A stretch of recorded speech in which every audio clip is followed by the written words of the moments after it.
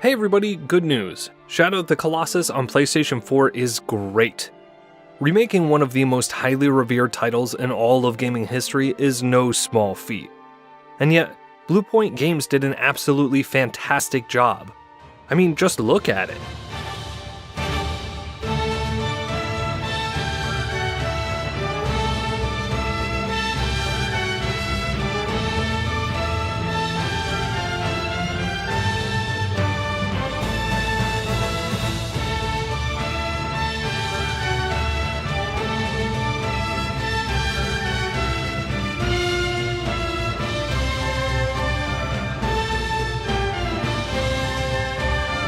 There's more to this remake than some fancy new graphics, though. The developers have snuck in a lot of little updates and additions that change the game's design or controls in subtle ways. Hell, some of the tweaks are so small that even some hardcore fans might not notice them. So, I figured I'd take a few minutes to go over everything new in the Shadow of the Colossus remake for PlayStation 4. Of course, the biggest new addition comes in the form of a completely overhauled presentation. Obviously, the Colossi are the real stars of the show, and they look the part.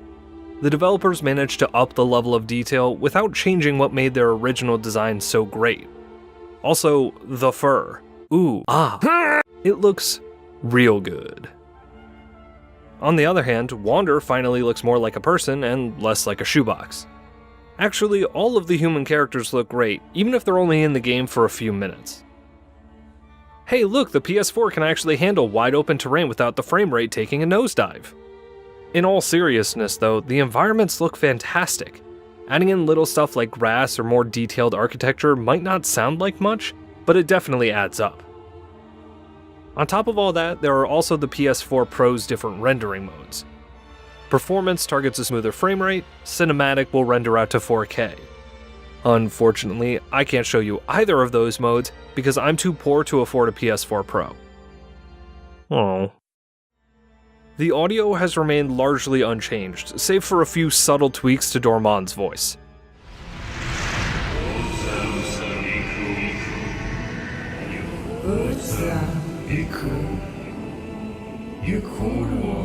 It might be jarring at first, but most players will probably stop noticing after a few hours. In terms of overall game design and structure, not much has changed. New Game Plus has gotten an upgrade, as players can now choose a new difficulty setting upon starting a new playthrough. It's a nice change, especially if you found the base level hard mode a bit too much. If there's any game that deserved a dedicated photo mode, it's Shadow of the Colossus. This game has always been a screenshot machine, and being able to pause the action and mess around with camera settings is perfect. If you like knowing your stats, like how many arrows you fired, the game now keeps track of that in a special menu. Not everyone will use it, but it could probably help any speedrunners trying to keep track of their best times. The various updates to the gameplay are far more noticeable. Players can now choose from one of 4 different control schemes: classic, modern, and 2 variations on each. Which one you choose will depend on personal preference, but the updated controls should feel a bit more intuitive for new players. Oh, and having a dedicated roll button is pretty nice. Moving around in general feels a lot tighter now, and Wander feels a lot more responsive when platforming. Anyone who got stuck trying to jump away from a wall should be happy with the updates.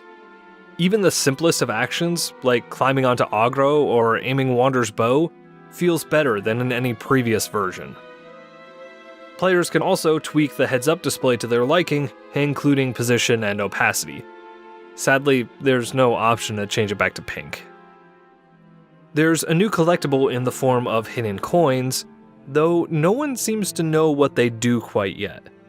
You can find them hiding out in the open world or tucked away in specific areas after beating certain colossi. And that's everything.